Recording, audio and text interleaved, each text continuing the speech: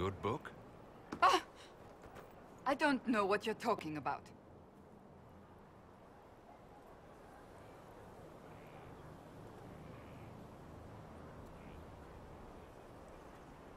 Wait, are you blushing? What would I have to blush about? You tell me. It's of no interest to you, I'm certain. It's a book. I can see that. It's one of Varric's tales. Swords and Shields, the latest chapter.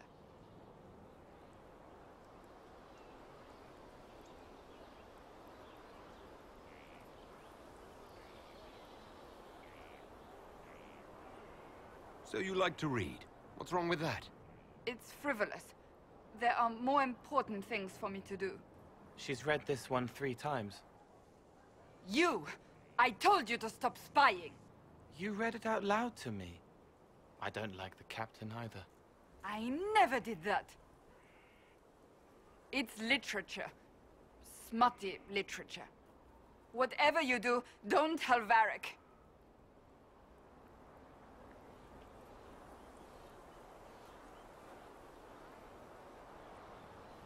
Maybe I should read that book. You? No! Why not me? You're the Inquisitor. Oh, I see. They're terrible. And magnificent. And this one ends in a cliffhanger. I know Varric is working on the next. He must be. You could ask him to finish it. Command him to... Pretend you don't know this about me.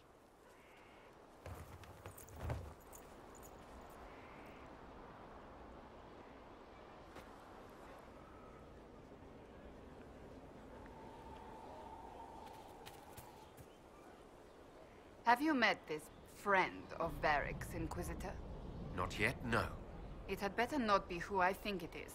I will wring that little bastard's neck.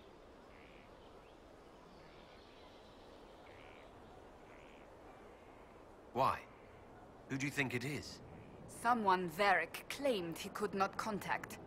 Someone the Inquisition, indeed all of Theidas, desperately needed. I'll reserve judgment until I know for certain. No need to have that rogue screaming persecution yet again.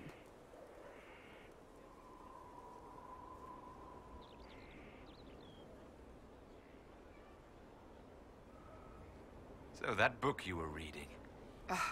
Yes, what of it? So under that taciturn shell beats a true romantic heart. Why must it be an accusation? Romance is not the sole province of dithering ladies in frilly dresses. It is passion. It is being swept away by the pursuit of an ideal. What is not to like about that?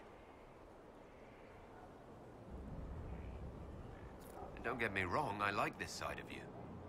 I don't swoon. I meant the passion. Oh, well that's not so bad then.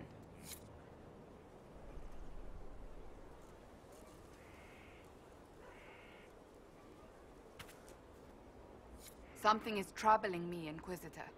Leliana is receiving reports of mages becoming possessed, Templars going rogue. No one is dealing with these matters. I was hoping we might, before they get worse.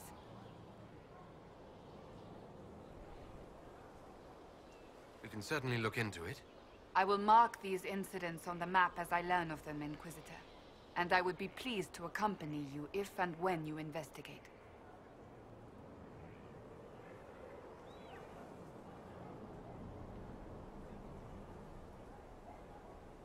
I have some more questions. As you wish.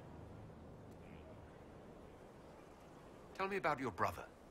Anthony was older than I, a dragon hunter, who showed what a Pentaghast could truly be. I idolized him. I wanted to hunt dragons as he did, even though our uncle forbade it. Anthony promised to train me in secret. We would hunt together one day, brother and sister, vanquishing the beasts of old. And then he died on me.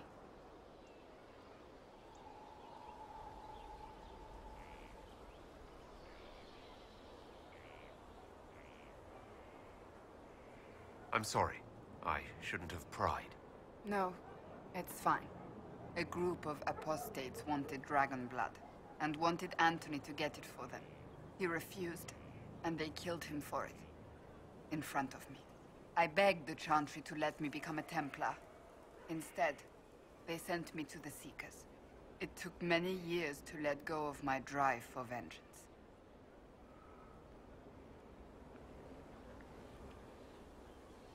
I think I understand how you felt. At times I could not breathe. The rage nearly choked me. I sometimes wonder how different my life would be if Anthony was still alive. Would I be a dragon hunter? Married to some noble fool, a mother of 3? I cannot say. I take solace in believing the Maker has a plan, but he is not always kind. I'll let you get back to work. Do you need something?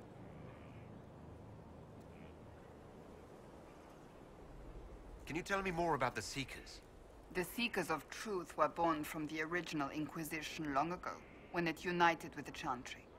Seekers stood above the Templars, watching over them but also investigating magical events they couldn't handle.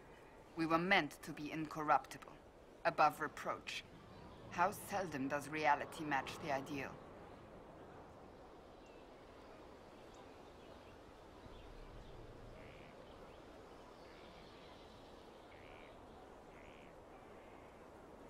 But what are Seekers exactly? Those who know anything of us think we are Templars. We do not use lyrium, however. Our abilities are different, as was our original purpose.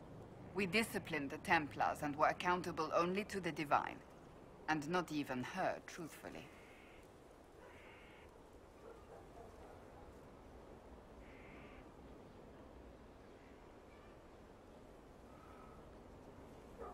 So nobody ever watched over the Seekers? It was the Divine's duty. But she could only do so much when the truth was hidden from her. The Templars have always feared us. When a Seeker arrived at a circle, they knew trouble was afoot. That kind of power is troubling. You begin to think you are the only one who can solve the world's problems. If you don't see a problem, it doesn't exist. If someone insists it does, they are the blind ones.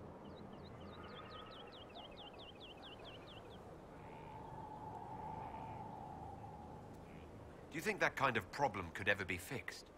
Possibly. Though the Seekers themselves would need to change. They were clearly not willing to, even though they abandoned everything they stood for to avoid it.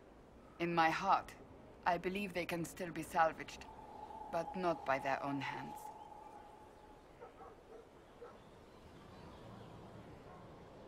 You mentioned that Seekers have different abilities than Templars.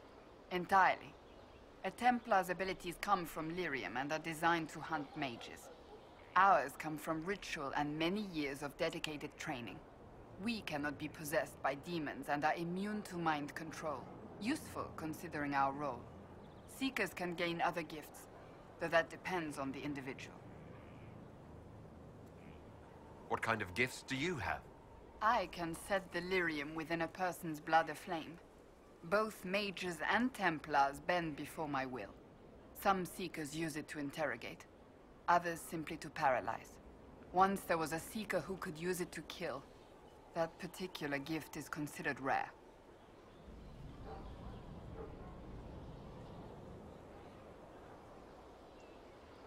Why did your order turn against the Chantry?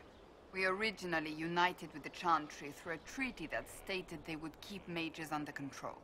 It was felt Most Holy had tacitly allowed the Circle of Magi to vote on its independence, thus breaking the treaty. The Seekers saw themselves as justified, and they led the Templars into a war of righteousness. You sound like you disagree. We knew what was happening at Kirkwall, where the Mage Rebellion began. We looked into reports of Knight Commander Meredith's harsh treatment of her charges years earlier. But we found so many shocking cases of magical corruption, it was decided her actions were justified. If we'd been there when it happened, if we'd looked harder at the root causes...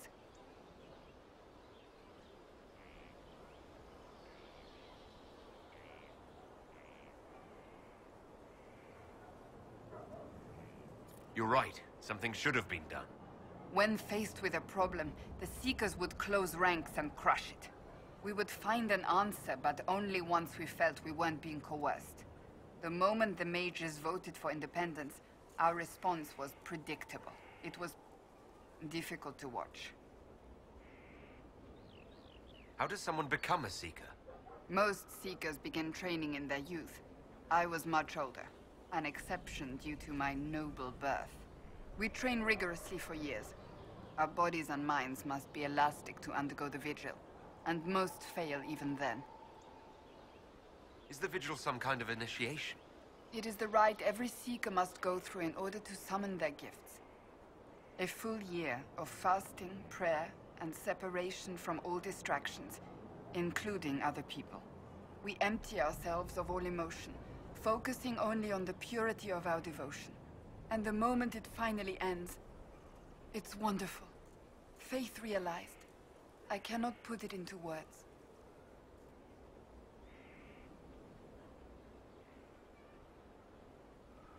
I wish I could experience that. If the vigil was not so arduous, I'd say more should attempt it. What if mages never needed to fear possession by demons? I'm told it is impossible, however. I suppose I'll never know the truth of it now. I've no more questions. Is there anything you need? May I ask you about the Chantry? It is difficult to say what becomes of the Chantry now. They have no Templars, no leadership, and no one left who is worthy of succeeding the Divine. It has fallen apart when everyone needs it the most. I ache to think what this will mean in the days to come.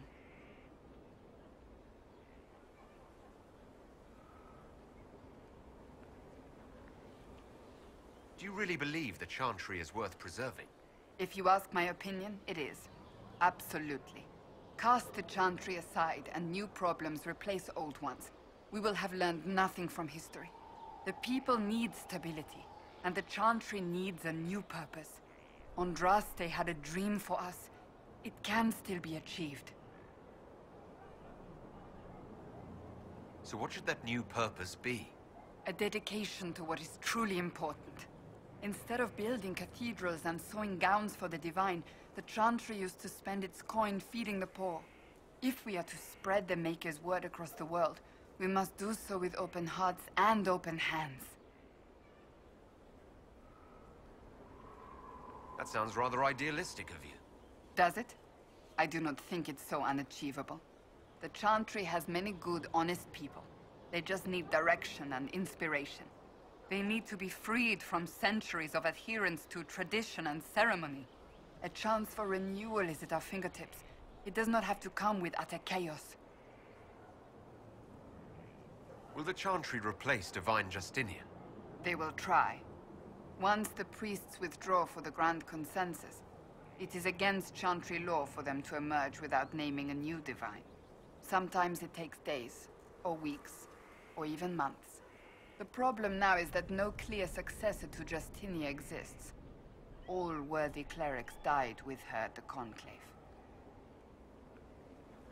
So what happens if they can't agree on someone? Theoretically, they will argue until exhaustion takes them or they see reason.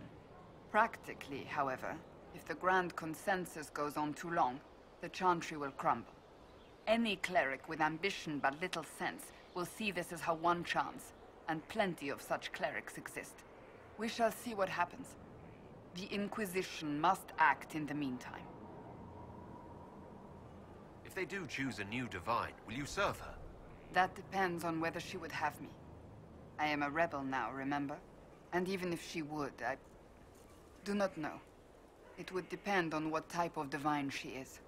I am no longer in a position to follow blindly, and no new Divine could expect such obedience now. I'm surprised you rebelled against the Chantry. I left my own order when they took the wrong path. It is no different. But in neither case did I stop caring. Indeed, I care so much that I feel drastic action is necessary. I suppose history shall one day judge my actions. Thank you. Yes? Do you have any advice for me? Tell that demon, what does it call itself? Cole. Tell it to leave. He may not mean harm, but that does not mean he will not harm us. Spirits are not creatures to take at face value. Be cautious with him, Inquisitor. That's enough for now.